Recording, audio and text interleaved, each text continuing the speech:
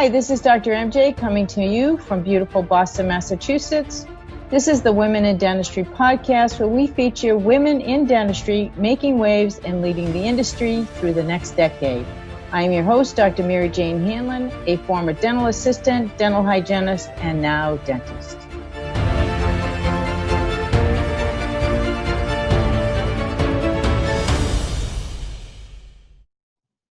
I'm very pleased to introduce you today to Miss Laci Phillips. Laci discovered at an early age her true passion for speaking and entertaining audiences.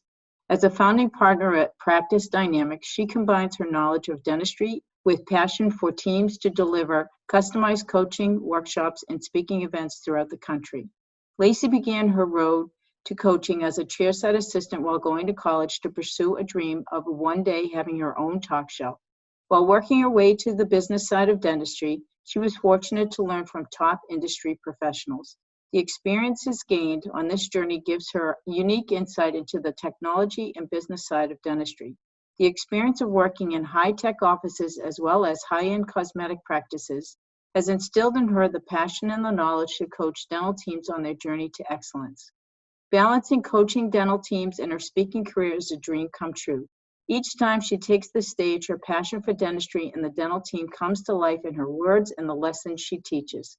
Practice Dynamics specializes in teaching teams to reach their goals through balance-driven success using systems, teams, and technology. It is indeed my pleasure now to bring you to my interview with Ms. Laci Phillips.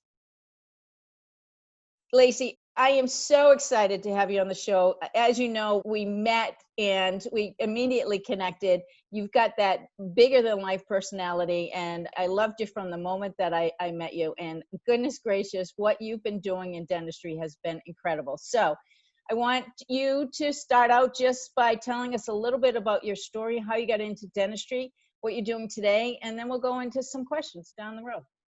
Don't forget to hit the subscribe button to our channel, and also don't forget to hit the bell so you never miss out on a single episode. Thanks so much. I love it. Well, first and foremost, thank you so much for thinking of me, and thank you for doing this. I mean, I love the concept. I love the questions that you're asking. I love where your heart is, and that it's kind of, I feel like, where we are in life right now, right? We look back and we see all of the amazing mentors and the women, the strong women we had in our lives, and we look back and say, it's time for us to give back. And that's what you're doing. And I so appreciate you inviting me to be a part of that, because I literally developed a brand new course this last year that is exactly what this is about. It's called Living Your Ruby Red Life. And it's all about getting back to home, you know, getting back to the place that you feel the most comfortable. Where was your passion? And so I love that you're doing this, and I love that you're giving back. I will try not to make this an hour conversation about my background. No, I was born and raised in northern New Mexico on a farm. I have a dad that's from the old country. He's a cowboy. I grew up in Wranglers and boots on a farm, and everything that's on the property, my dad, my sister, and I built. So I had a work ethic instilled in me from a very, very young age. You know, you got up and you made your bed before you left your room, and you worked hard. And my dad just turned 79 3 weeks ago, and he still works every single day. So I just grew up with that work ethic that no matter what, you worked and you provided and you took care. So when I kind of came out of the womb talking. That probably doesn't surprise anybody who knows me. From a very early age, I wanted to entertain. And I mean, one kind of funny story, I'll make it quick, is I live in a small town. We have 6,000 people. We're in a small rural area, and we know everybody. And I remember when I was young, my mom came outside and she said, "Laci, Sheriff Brown is running for re-election, and he wants to know if you'll be in his commercial." And I said, "Do I get to sing and do I get to dance?" And she said, "No, I think you're just going to sit on his lap." And I was like, "Oh, whatever." So, I mean, I just kind of it just was never a problem for me being in front of crowds and talking. So about 8th grade, I told my parents if I could figure out how to get somebody to pay me to talk, my life would be complete. And probably in high school, I told him I was going to go to college. And then I was going to, when I graduated, I was going to go to New York City because it's my favorite city in the whole place. I just think it's so cool that I was going to go to New York City and I was going to go find Barbara Walters and she was going to love me and I was going to have my own talk show. Oh, like another Oprah and another Barbara. Love Barbara, it. yeah, absolutely. It was all Barbara, man. And so I went to New Mexico State University in Las Cruces. I was majoring in broadcast journalism, and I applied for a medical receptionist position in a medical office. And a dentist called me. That should have been my first clue, right? And so I like, how did you get my name and number? And he said, well, you applied at my buddy's office. We're friends. We share resumes. Right now, he doesn't need that position, but I do. So I was wondering if you would want to come be my chairside assistant. And I was like, no, I don't want to be a chairside assistant. And we had this really funny conversation on the phone. He was very persistent. I said, I know nothing about dentistry. He said, I will train you. I'll do everything you need. And I said, well, I'm going to college. And he said, what are your hours? And I said, 8 to noon. He said, okay, be here at 1 and you can work the afternoon shift. And I was like, no, seriously, I don't want to. But so I showed up. He hired me immediately. He started me at $5 an hour. Oh my gosh. I know. Told me when I got my coronal polishing, he'd give me a 50-cent raise. And when I got my x-ray certification, he'd give me a 50-cent raise.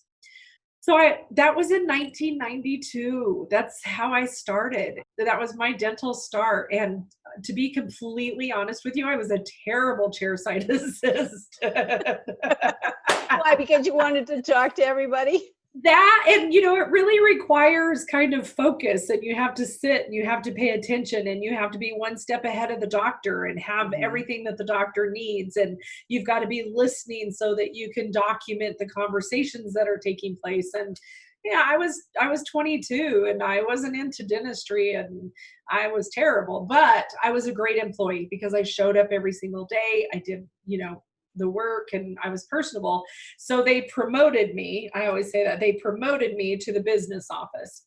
And that's kind of where I found my niche because I was a people person. I could talk to people. I could answer the phone. I could talk to insurance representatives. And, long story short, I married my high school sweetheart. We moved to Phoenix, Arizona. And I went to work for a dentist who at the time was on the speaking circuit. And he immediately kind of just started picking up on the fact that I love to speak. And I should back up just a little bit. In high school, I was Little Miss FFA. I was FFA everything, and I competed in speech. I competed in extemporaneous public speaking. I was an FFA state officer. What's a FFA? Future Farmers of America. I was a little farm girl. And so I traveled all over speaking. So I kind of already was doing the speaking thing. So went to Phoenix, went to work for a dentist who was on the speaking circuit, started working his speaking engagements, kind of started consulting with him a little bit.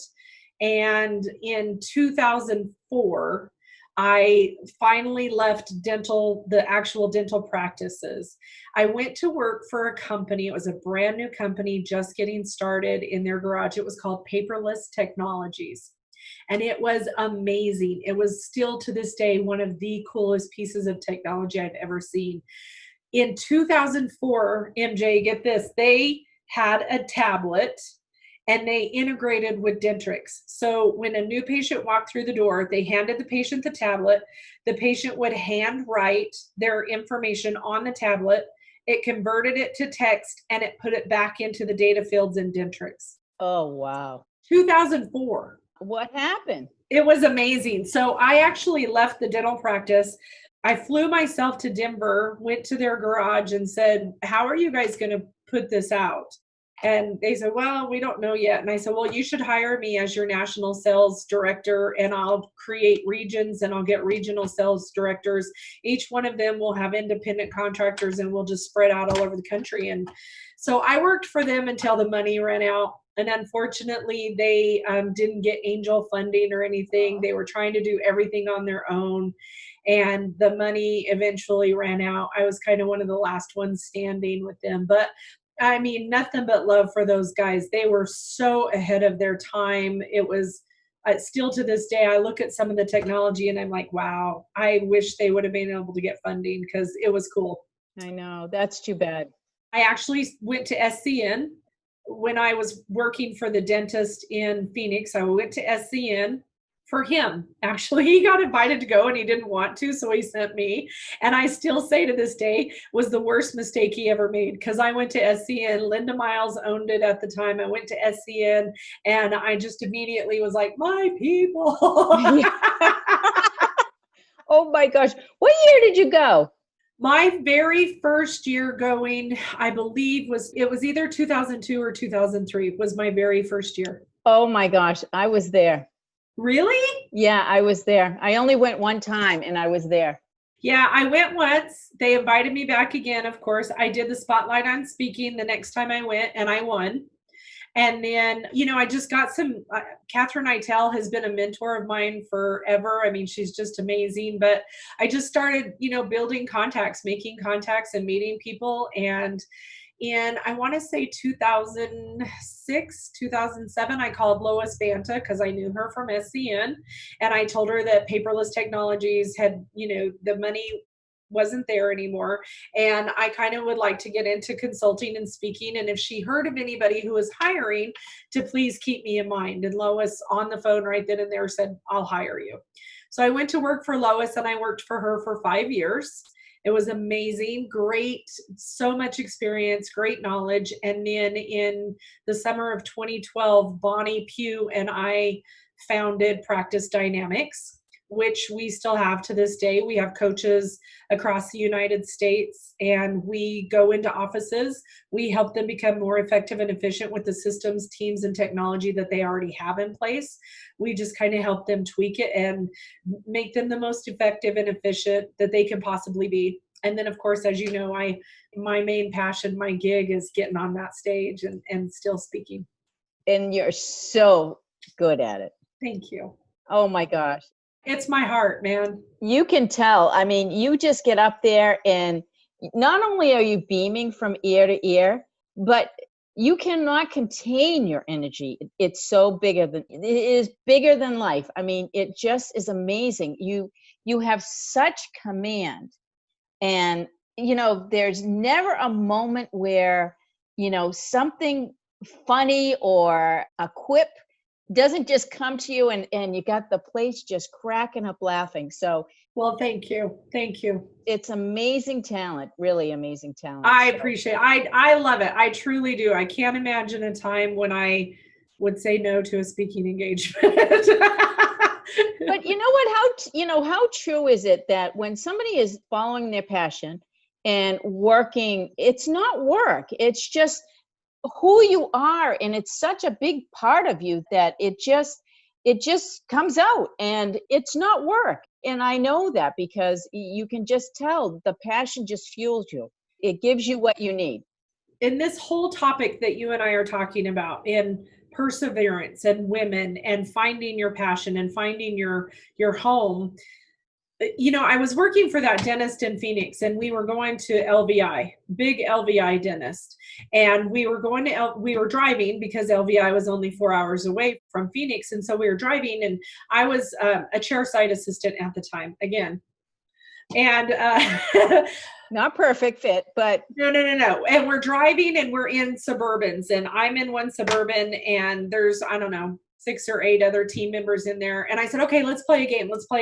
Let's go around the Suburban and everybody say, like, if I could wave a magic wand and you could wake up tomorrow and the rest of every single day and you could do this, like, don't worry about mortgage, providing for your family. What is it that you would do every single day for the rest of your life? Let's go around the Suburban. So this took hours, right? And we went around the Suburban and everybody was kind of talking about what their childhood dream was and what they would do. And I was the last one. It got around to me and everybody's like, all right, Laci, what is it that you would do? And this whole time everybody was talking, I literally was going, crap, what happened to my talk show? Yeah. I'm a chairside because, life happens, right? Yep. I married my high school sweetheart. We moved to Phoenix. We had 2 amazing kids. I was still in the dental industry. all of a sudden you're young, you're trying to figure out how to put, shoes on the kids and diapers and get them to school and do all this stuff. And you just end up all of a sudden 15 years fast forward and you're like, Where'd that time go? Exactly. Yeah, I remember sitting in that Suburban listening to all these women talk, and I'm thinking to myself, what the heck happened to my talk show?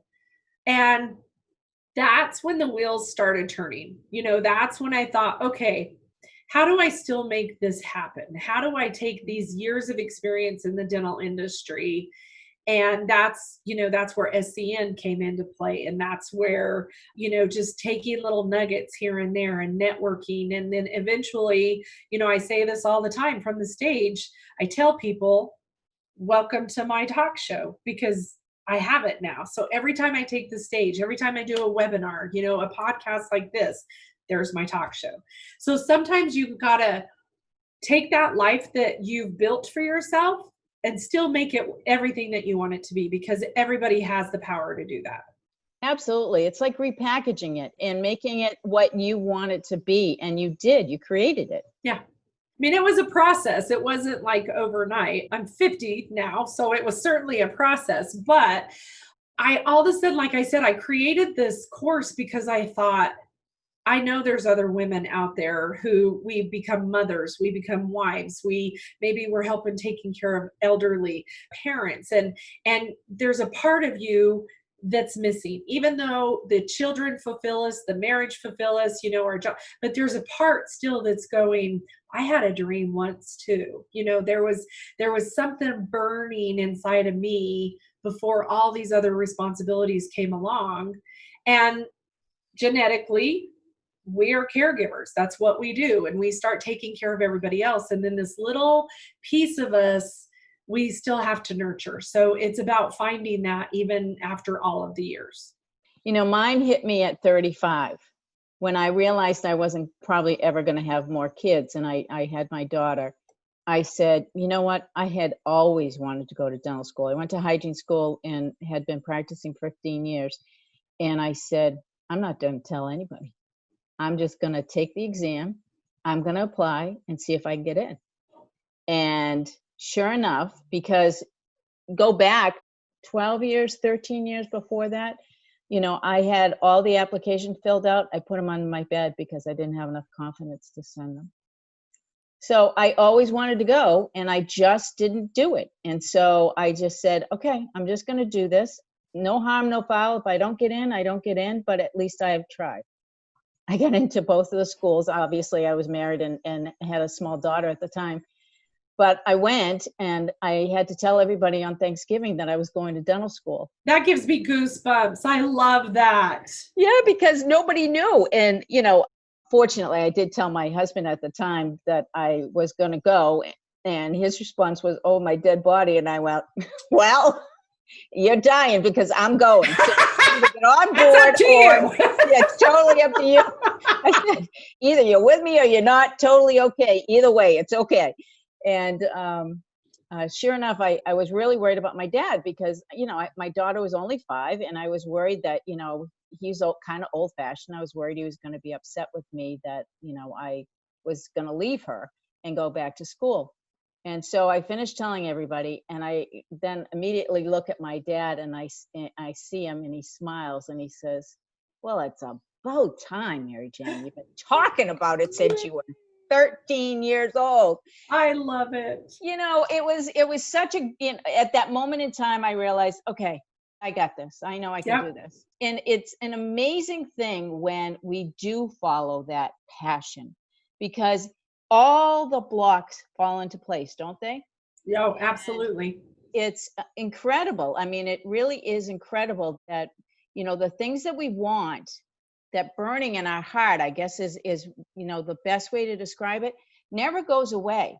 It keeps prompting us and hitting us in the back and saying, you wanted to do this. You wanted to do this. Why aren't you doing it? And we keep resisting because we keep thinking that we have all these responsibilities, when in fact our life would be so much more enjoyable and joyous if we got up every day doing exactly what it was that we wanted to do. In 2012, Lois, no, I appreciated, everything that she had taught me and everything, but I was going to be leaving Banta Consulting. I separated from my high school sweetheart 26 years, and Bonnie and I founded Practice. So literally within 4 months, I quit my job. My husband and I separated, and I started a brand new business. But you know what? It's exactly what you said. Sometimes you have to go, some of these things are not fitting anymore. Nope. And how great is it now? Oh, it's heaven. So all of that the angst that we feel, and I think this is a critically important thing too to share with the audience, is all that angst we feel is nothing more than fear trying to cripple us. And if we can just get a handle on that and push it aside and just take even the smallest step, writing something out that you want to do, deciding on what your purpose is, deciding on your why, anything, just one small step. And if you do that every single day, those steps just culminate. And all of a sudden you look around, you say, oh my God, I'm doing it. You know what the other thing I say all the time is I do this exercise, and I've kind of started it with other people too, is what's the absolute worst possible thing that could happen? Like, let's make a list of all of the absolute, seriously, let's go crazy. What is the worst possible thing that could happen? Let's write it down, and then let's start saying the positives outside of that. Because that's absolutely, and it's almost that the unknown and the fear that this giant thing could possibly happen. So let's say it out loud. Let's say it out loud. Let's write it down. Let's face it. And then let's go outside of it and start talking about what are the other things that could happen outside of this absolutely worst possible thing. Because the worst possible thing that could happen is never as bad as we actually think it is. Absolutely. Words to my soul. Absolutely. It is never as bad as we make it out to be. Our mind just can go $110 into that negative space so quickly, and yet none of it ever comes.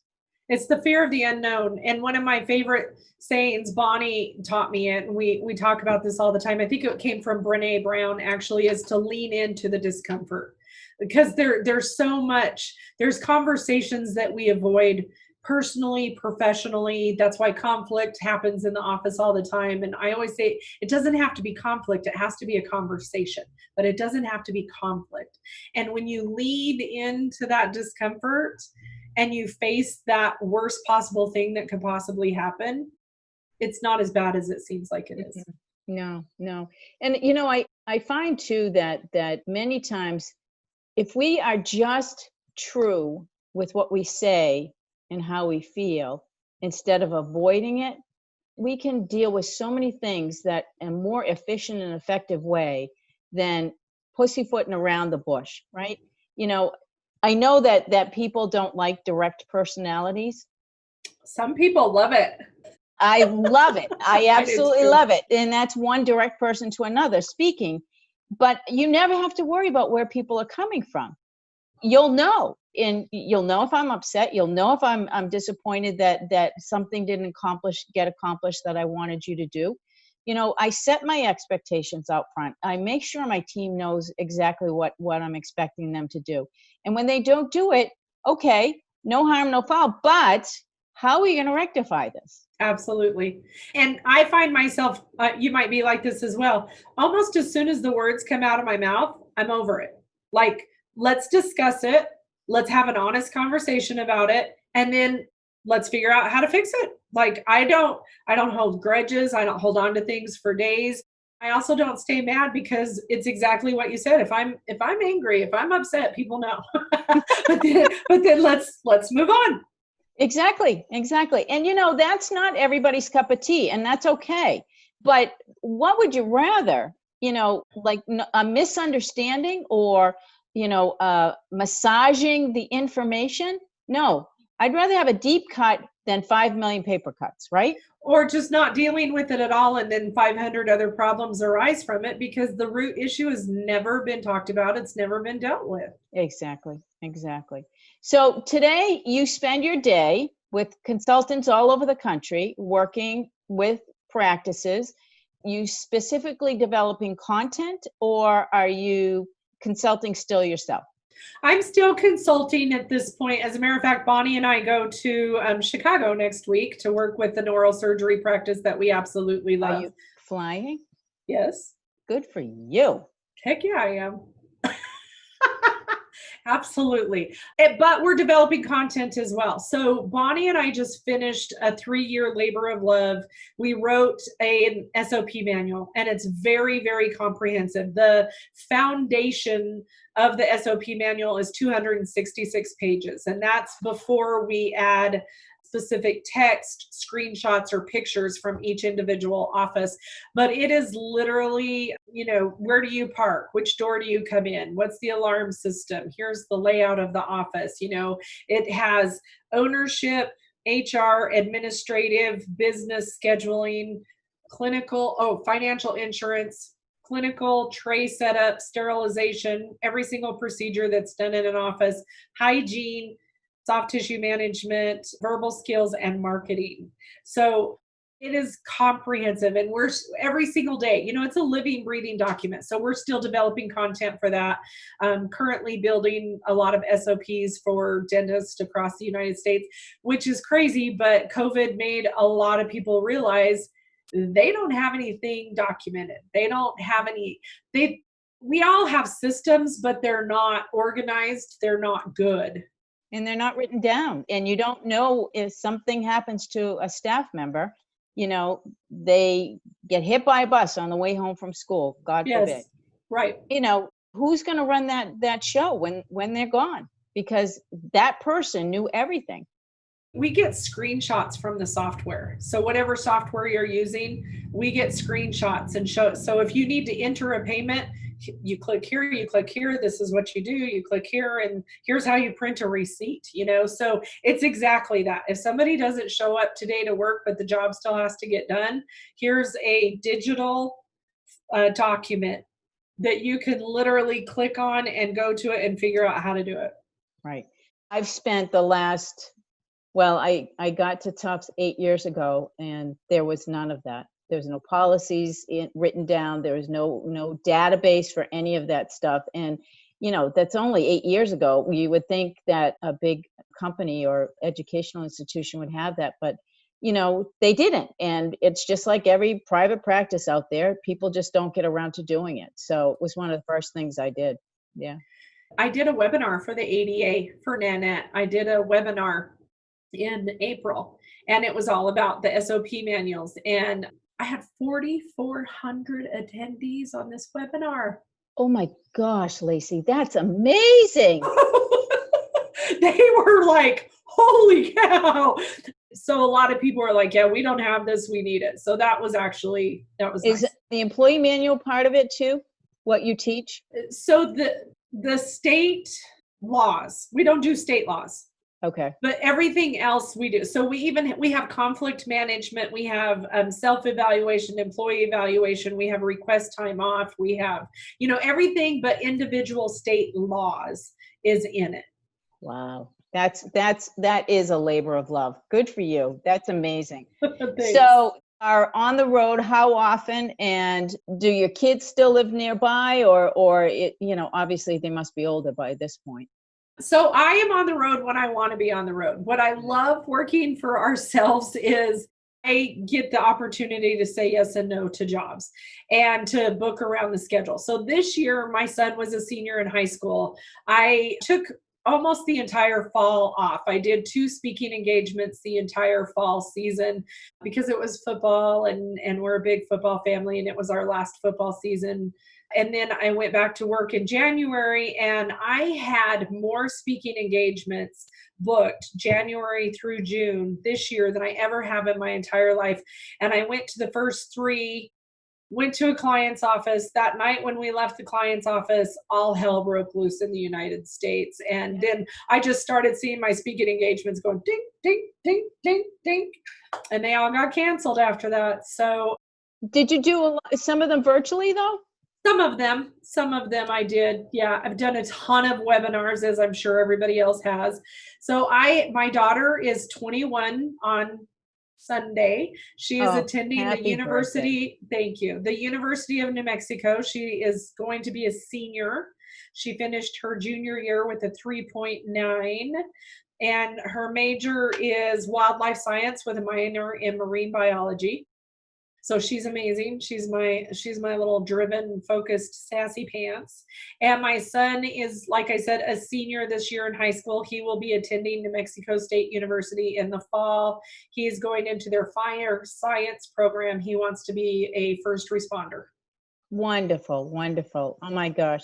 Your son is very handsome. Obviously, I've seen many pictures of him on Facebook. Gosh, I enjoy that time in my life when my daughter skated, and we traveled actually all over the world because she skated at the world level, and Like ice skate? synchronized skating, which most people Oh, don't know what that is. wow. It's a group of 20 women on the ice at the same time. It's kind of like seeing the Rockettes on the ice. Everything is Wow. precise. It used to be called precision skating, but now they call it synchronized skating. It's still not an Olympic sport. It's a girls' sport, and ugh, it just, drives you nuts, the Olympic committees. But whatever. We had an unbelievable time. It was a family event. We always traveled with her whenever she went abroad. That's one of the ways I got introduced to business, and I ran the organization for 9 years. We started the organization with 3 skating teams. By the time I left, we had 11. Wow. We had, I don't know how many national championships. By the time I was done, we had surpassed 29 national Oh my championships. gosh. That's amazing. Yeah, pretty incredible coach. And she retired the day that I took over the organization. She told me, she said, "Oh, by the way, you need to replace me by next year because I'm retiring." And I went, "Oh my God, how do we replace the most successful coach in the United States?" Well, we found this amazing young woman, 25 years old, from Finland. And she came in, took off right where the other coach, and has continued to compete at the world level. And for the first time, 2 years after she got into the United States, they got a world medal. So, a pretty incredible story. So, but I remember the passion you do all of that with. And I'll just prepare you. It's kind of sad when it's over. So, you miss it. I'm sure it will be. I think it's kind of crazy. I've read like 3 books in the last 3 weeks because now I booster is over, graduation is over, project graduation is over, and I thought, well, this is different, just sitting down and reading and not like having to take care of everybody in the country. And so I'm sure that I have no doubt I will miss it, but I also have big plans to go travel and go play and not just go places for work anymore. So good for you. Good for you. All right. So what's the single best piece of advice you've ever gotten in your career? To be myself. Ah, very good. To be myself, because and here's why. I mean, I think people say that, but here's the thing. I'm not for everybody. In my younger days, I mean, I've settled. In my younger days, I was very loud, somewhat obnoxious at times. My filter was almost nothing. And I know that. I know that I'm not for everybody, but I have a message, and I have a great heart, and I'm a good person, and sometimes you have to remember that, is that I'm not for everybody, and that's okay. I'm still going to be me. I mean, people have tried to change my hair, change the clothes that I wear. I had one actually who I considered a dear friend said to me once, "You're always so much fun, and if we're going to have a party, we absolutely want you there, and we love being around you, but I'm not sure I would send you into one of my clients' offices because you're just a bit." And I thought to myself, okay. For a long time, I thought, oh, I better calm down. I better, chill out. And then I got to thinking, no, that's okay if you don't send me into your client offices, because I'm not for them. And typically when somebody sees me on the stage, that's a pretty good indication of who I am. And if you feel like I'd be a good fit in your practice or my coaching would work, then that's great. But this is me. It's who I am. I'm not going to change. Yeah, and good for you, because I think that, women in general give that piece of themselves up and, are the quiet girl, are the submissive person in a relationship, may allow other people to make decisions on their behalf. And you should never do that. We need to stand up for ourselves and stand up for who we are and what we believe in. And it's okay that not everybody likes you. I mean, you don't have to fit into that mold. Right. And really, if you look at the dental industry as a whole, if you really step back and look at it, it's a very conservative industry.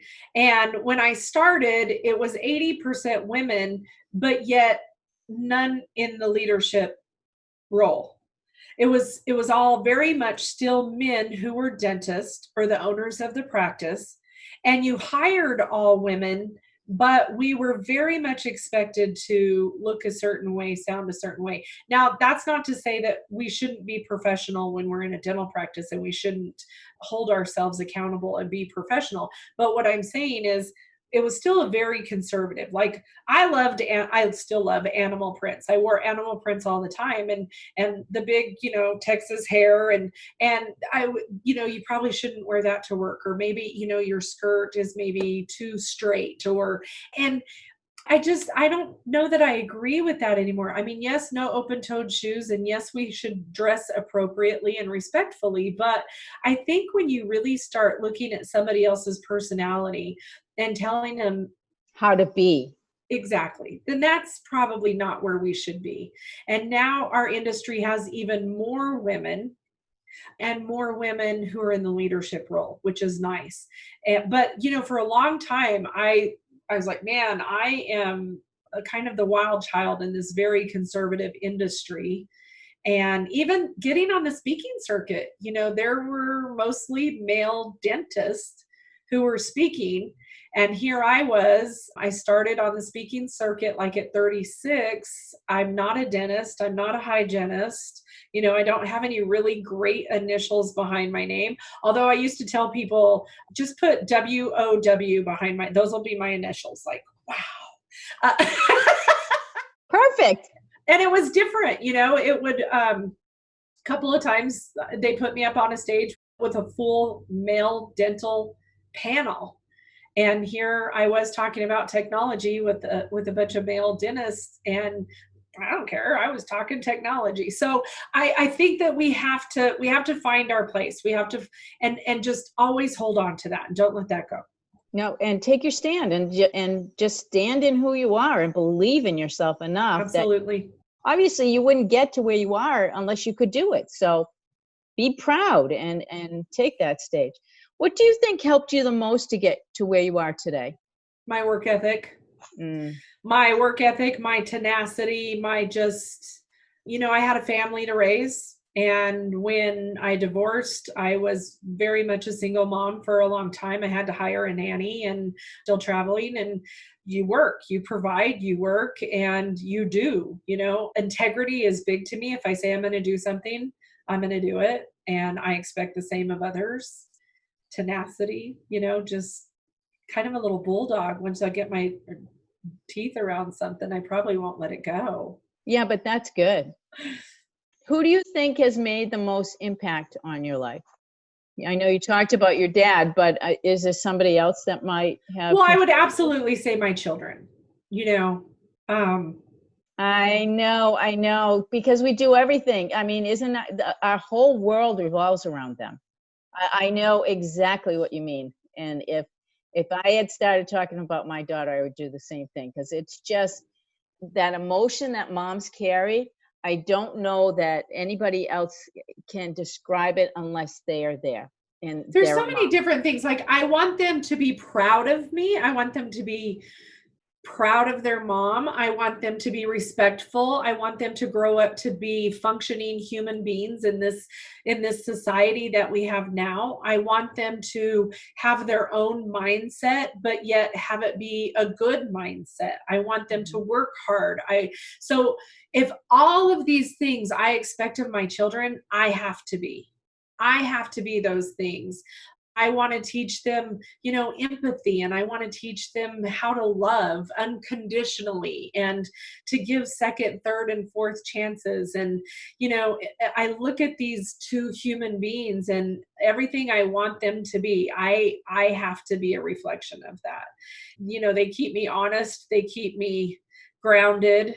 My family, I'm very close to my family. My dad is a big part of my life. My sister is a big part of my life, and of course, Bonnie. I mean, honestly, professionally, my business partner, best friend, Bonnie, has had a tremendous effect on my life. She's brilliant. I mean, she's just so smart.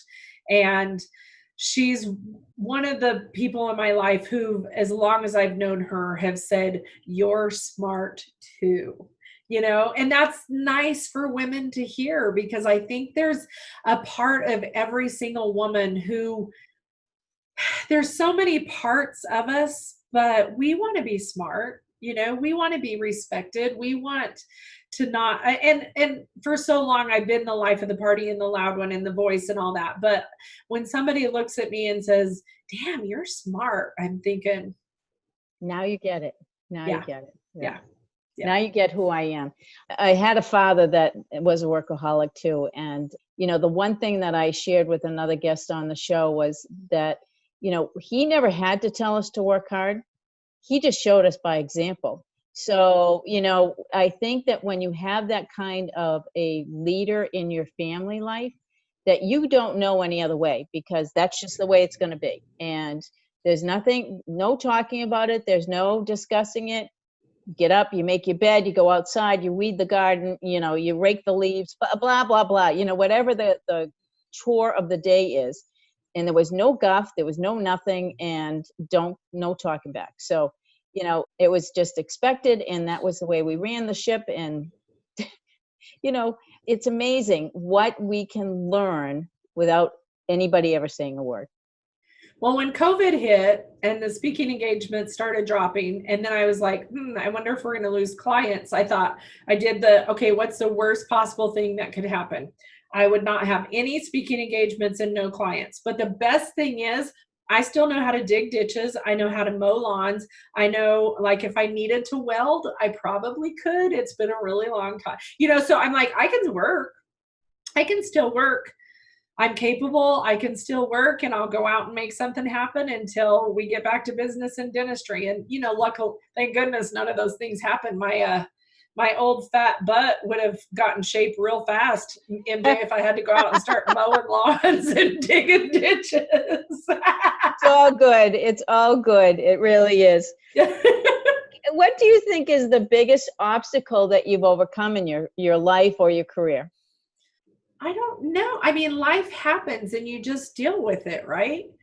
Yeah, but some people, truly have obstacles, and then other people reframe those obstacles and look at them as opportunities for either improvement or doing something else with their life. So, if nothing's coming to mind, you obviously haven't had an obstacle that confronted you that made you stop and do something different, So I think that's wonderful. I've had like hardcore tragedy in my life, but that doesn't stop life. No, you're right. And you still have to go, and you still have to do, and I still have to provide. And I guess maybe the biggest obstacle is probably myself. Sometimes would be the biggest obstacle. I was just thinking about that on my walk home. I was just thinking about that most people don't realize they're the biggest obstacle. They're the biggest reason why they're not successful. Yeah. I mean, I'm only responsible for myself, and my kids, but I'm not as responsible for them anymore. Right. So I think that whatever happens, you have to decide, is this going to be the thing that breaks me? And it's not. Yeah, exactly. That's great. That's great. When you reflect back on who you were as a young girl, do you think you had a lot of confidence right from the very beginning, or is that something that you grew into? Yeah, no, I think I pretty much came out like this. That's pretty awesome. So part of your innate personality, which is great. Yeah, I mean, I have an older sister, and we've had these conversations. We were raised by the exact same two people in the exact same environment. And she's even asked me, where did this come from? And I'm like, I have different mirrors in my house than most people have, because I have a vision of myself. I know who I am. And sometimes I walk past the mirror and I'm like, who changed the mirror? Like, that's like a circus mirror for fat people. Like, what happened to that mirror? That's not what I look like. Oh my gosh, that's awesome. I'm a size 4. What the hell happened to that mirror? Oh my gosh, I love it. Love it. Love it. I love it. I love it. I don't know. This is me. And this is the only person I've ever known. Like, this is the only me I've ever known. And I kind of dig me. And I've said that my whole life. I kind of dig me. And when I don't dig me, that's when it's time for me to change. Like, when I get on my own nerves, then it's time for a change. And believe me, over the years, I've changed. I took the DISC personality listening thing back in the 90s, and I was a super high I. Imagine that. I mean, just like off the charts I, but close to a D. And the last time I took it, I was a D, like off the edge, hanging off the edge D. So yeah, there were some things about myself that annoyed me and bugged me. So I just became a better version of me, and I can honestly say there's a lot of people in my life I observe, I watch, I listen to, and those aspects of what I admire so much about those people, I know I can have that too. So do I completely change myself to be other people? No, but I find things about other people that I respect and admire. It's because I know that I want to have that in me too. Like Catherine Eitel is a perfect example for me. I call her the Grace Kelly of the dental industry. She's just so elegant and graceful, and she speaks slower, but she gets her point across, and she's graceful. And, most of my life, I've been like this. And so I'm like, okay, there are times when I want to make a point, when I need to get my point across, that it's okay to slow down and to talk, more quiet, and people lean in when you do that and they listen intently. And so, those are the things that when we admire somebody in somebody else, we adapt those things. Yeah, absolutely. Oh my gosh, that's awesome. Is there anyone in dentistry today that inspires you? Absolutely. I love Linda Miles. I mean, I met her, 2002, maybe. I think that's when I went, either 2002 or 2003. Yeah. And she's a hoot to talk to. First of all, her stories are amazing, but still her knowledge and the respect that she has in our industry is so admirable, and I just think I think I'm close to 30 years behind her. So that's cool. I mentioned her a couple of times. Catherine Eitel, absolutely 100%. Bonnie inspires me. Bonnie makes me want to be a better person. I enjoy her very much. There are some amazing women in the industry, and then there's some of those men that I kind of dig too, Some of the guys like John Stamper and Chris Carson, innovators. Oh my God, I love their minds. Jordan, his photography, those boys, like I love those boys. Yeah, I think we all hit them off. We all realized that right away. They're an amazing group to be with. Mike Buckner, I think, I don't know if everybody on here knows Mike Buckner, but I tell you what, we haven't even seen the best part of that guy yet. He's going to do great things in his life. So what does he work on? Mike works for Weave. I met Mike when he went to work for Solution Reach. Oh, yeah. As a matter of fact, I met Mike the year that I was getting a divorce. I met him at in San Antonio at a convention, and he was going through a divorce, and we immediately just became instant friends. But the guy is so charismatic, and he's a natural born speaker, and he's super smart, and we haven't even seen him really hit his mark yet. So I look forward to watching him grow. And he's a lot younger, so it's kind of fun for me to look back on that stage and go, this will be fun. This will be fun. fun to watch, right? And see them develop. Absolutely. All right. So have you had an aha moment where you realized you were doing exactly what you were meant to do, living your purpose? Every time I hit the stage. Unbelievable. Every time I hit the stage. I will give you one really big aha for me.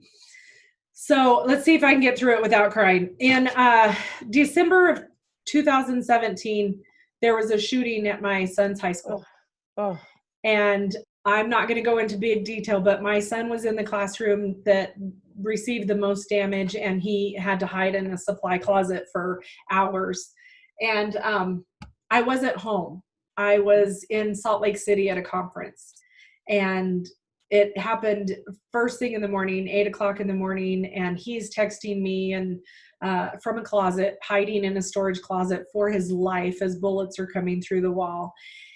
And I probably will never forgive myself for not being home on that day, because I've traveled since he was 6 months old. And after, in the weeks following that, I questioned myself a lot, and I questioned whether or not I would continue doing what I do. Whether or not I would continue speaking and traveling for a living and leaving the house, that I just felt like I had to be home now. And Chicago Midwinter, Teddy, Chicago was my first speaking engagement after the shooting. And I really did not want to leave my house. I did not want to leave my son. I didn't want to leave the house. I had a lot of trepidation. I was having a hard time. And I wasn't into it. I just wasn't into it. And I got up on the stage the first day, and I started speaking, and I was a little off, but I got my groove back. I got my groove, and I finished. And I had so much engagement that day, and a lot of people stayed after the class and talked to me, and like nobody knew. Teddy didn't even know. As a matter of fact, Nanette was like the only one who knew. And Nanette, right? Yeah. So people stayed, they engaged, they talked to me. After my afternoon course, Nanette came running into my room, and she just ran up to me, and she grabbed me, and she just hugged me, and she started crying. And she's like, "I'm so glad you're here. I'm so glad you're here." So after my last class and everybody had left, I stood in the room, and I looked at everything, and I looked at all the chairs, and I just looked around, and I said, "It's okay. It's okay. This is what I'm supposed to do." And I'm teaching him a lesson. I'm teaching him it's okay. You know what? I truly believe, everything happens exactly the way it's supposed to happen. And you weren't supposed to be home. And your son was fine. And he went through something extremely tragic, obviously, but survived. And, that's the good news. Everything is good about that. Everything is good. And now he wants to be a first responder, and he wants to go, so that actually has changed his life. Of course it would, but I thought to I even had a conversation with him before I left. I was like, "I don't want to leave." And he's like, "Mom, you have to go. Like, this is your job. This is what you do. I'm okay. You have to go." And that day I was like, yeah, I'm good. This is what I'm supposed to be doing. And eventually I'm going to write a course, and someday it'll be a keynote address about moms and the things we go through with our kids and surviving, and the lessons that we learned. It's still very raw for me, obviously, and it's difficult, but I sent Teddy a long email after that, and I was like, I just want you to know how much this meant to me. And I got back in the saddle. Yeah. Which is what my dad would have absolutely told me, right? I got bucked off. You got to get back in the saddle. Without a doubt. Don't we have to do that?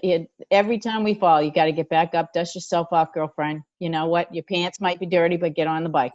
Yep. Get back up. Yeah, exactly. What's your favorite way to relieve stress?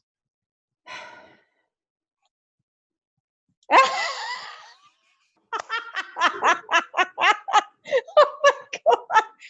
Okay, touche. Cheers. Touche. Cheers. Oh my gosh. Absolutely perfect. No words necessary, people.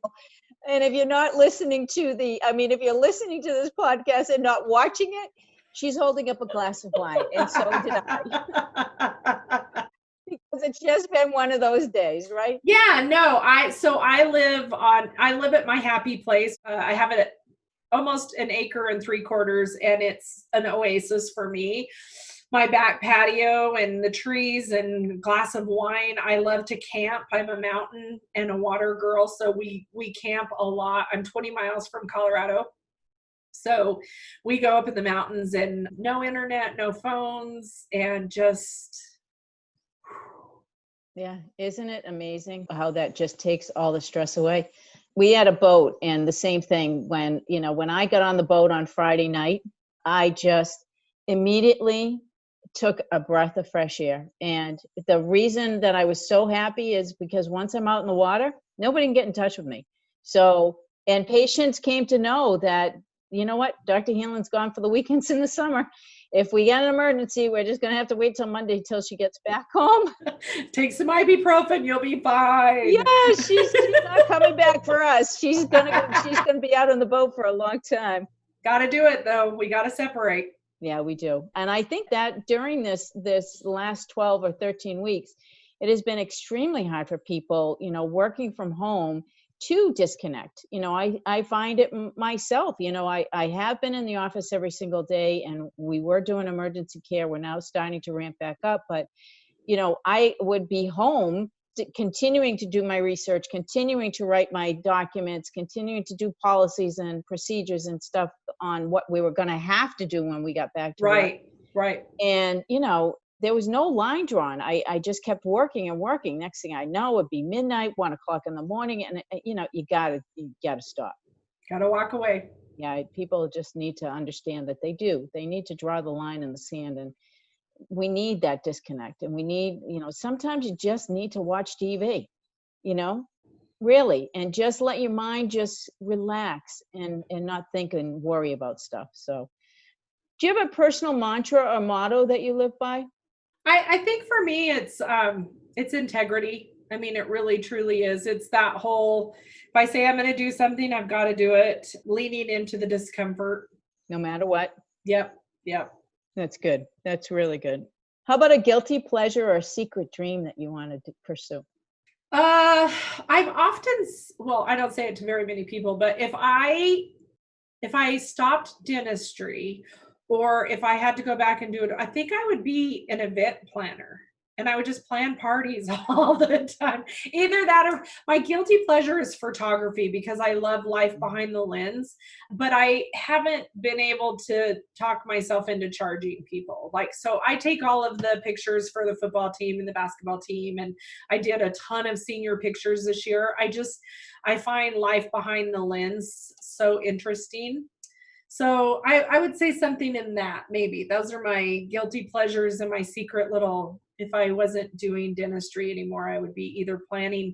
Bonnie and I've said that a lot, because Bonnie's an amazing cook. She could go on Hell's Kitchen. She's super amazing in the kitchen. And obviously I could plan some amazing parties. So I was like, between the two of us, we could be event planners. Absolutely. And run a catering business, right? Yeah, absolutely. It would be fun. Oh my gosh, it would be awesome. So when you're having a bad day, how do you regain your composure, or do you not have bad days? Because your personality is so upbeat all the time. Maybe you don't have bad days. Oh, I do. People annoy me so bad. I love that you're so honest about that. I mean, I think it's great. Music. Music is my 100%. I'm either singing or dancing. Sitting at my desk, I will sing. And sometimes I just get up in the middle of the day, I put on a 4-minute video, and I just dance crazy in my office for 4 minutes when nobody can see me dancing like a wild person. And it's a complete and total reset. I make myself laugh. I'm cracking up, just laughing. And then I sit down. I'm like, okay, ready, let's go. Get back to work. Yep. No more writer's block, right? No, it's music. I had to do a 25-minute video. 25 minutes is almost harder than 2.5 hours. 25 minutes is tough, right? You've got to get a lot of information, be engaging in 25 minutes. I seriously did about 9 takes, which is so unlike me. And I turned everything off. I turned some music on. I went and danced. I ran around the house. I sang a little bit, got my crap together, pulled up my big girl panties, came back, sat in front, boom, knocked it out. Did it in one take. And then I was like, okay. So yeah, sometimes you got to do it. I sing with my classes whenever, like when we're doing classes, waiting for everybody to come in, we do sing-alongs. And I get everybody about it, and we're singing, like Sweet Caroline is one of the favorites. That's a huge hit. Everybody sings Sweet Caroline. And yeah, so we do karaoke sing-alongs during my courses. It's a big song in Boston, Of course, yeah. Yeah, Fenway Park. Well, I will be singing it in January. Is it January? In Yankee? The Yankee, yes. Yeah, I can't wait to have you. It'll be so much fun. I want to come because Boston is my second favorite city in the United States. So I want to come a couple of extra days and hang out. And I know somebody you might be able to stay with if you come. Oh, I would love that. I want to go to the North End, and yes, I just want to. You can walk from here to the north. Oh my God, yes. Okay, I'll call you. We'll make plans. There you go. But it is the middle of winter, so you're going to have to dress up there, girlfriend. I love it. Warm clothes, because here in January, right on the water, man, that wind just goes right through you. It's just shocking how cold it can be. So it's good. Well, I have had the most amazing hour plus with you. I love chatting with you. I love spending time with you, Laci. And like I said, when we first started, oh my gosh, I could just tell I fell in love with you at the moment we met. So I just love your personality and how much you give when you are presenting, because people feel it. People feel it immensely. So thank you for spending time with us. And I will be giving everybody that's listening information about how they can get in contact with you, because if you are their cup of tea, they may want to reach out. They may love me. You never know. Well, thank you for doing this. It's a great thing. And thank you so much for letting me be one of the first ones on. And I'm coming to visit in January. I'm staying at your house. We're going to go have some fun. Wide open invitation anytime. All right. Thanks, Laci. Thank you so much for listening to the Women in Dentistry podcast with Dr. MJ Hanlon. If you like our show and want to know more about us, check out our website, thewomenindentistry.com, or please leave us a review on iTunes. Join us for our next episode as we bring you another amazing woman leading the way for the next generation.